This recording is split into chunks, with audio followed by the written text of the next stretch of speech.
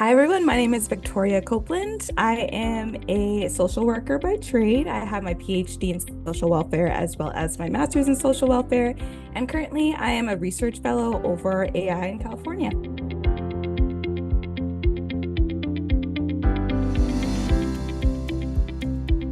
Yeah, so I was extremely excited about this event, not just because I felt it was an opportunity to uplift the experiences of disabled people, but also it was a space that was made accessible to me as a disabled person. And so I think just spaces where we as disabled people can share our experiences and the experiences of our peers is so important.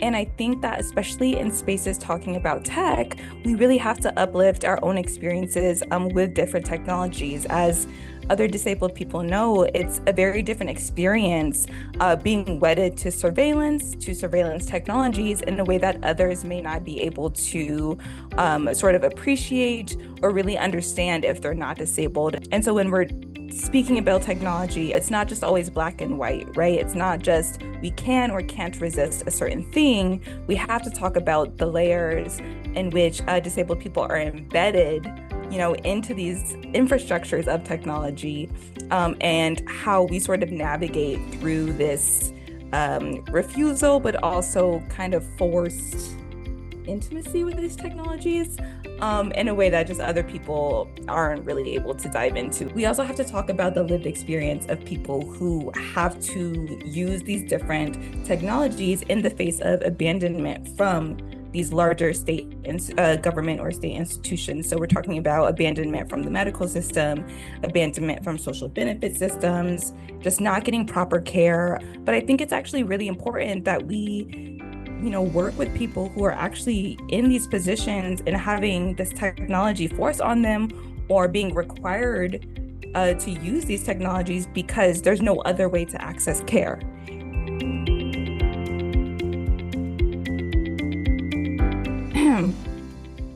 My hot take, my hot takes, I have two, they're related, is that we should go back to having dial-up. Let me explain. I feel like right now things have gotten really out of pocket and there are no boundaries with technology. We need to be able to have certain, like, oh, I'm going to sit down at this computer at this time. Nobody else can call me. If they call me, I get kicked off the chat.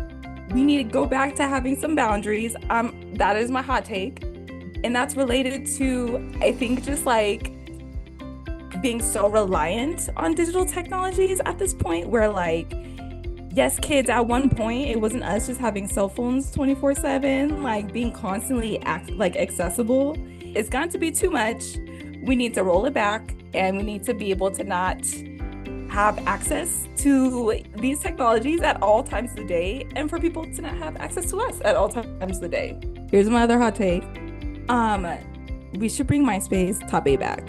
And for those of you who don't know what MySpace Top 8 is, we basically literally ranked our like top 8 people that we like, interact with, whatever petty stuff we wanted to throw in people's faces. We put that on our public pages and you could literally say who people's top 8 is. And I just feel like we lost the essence of transparency, and humility. I want to be humbled. I want the tea. I want the tea to not be hidden. I want to be able to see who you're in cahoots with, So yeah, bring back MySpace Top 8.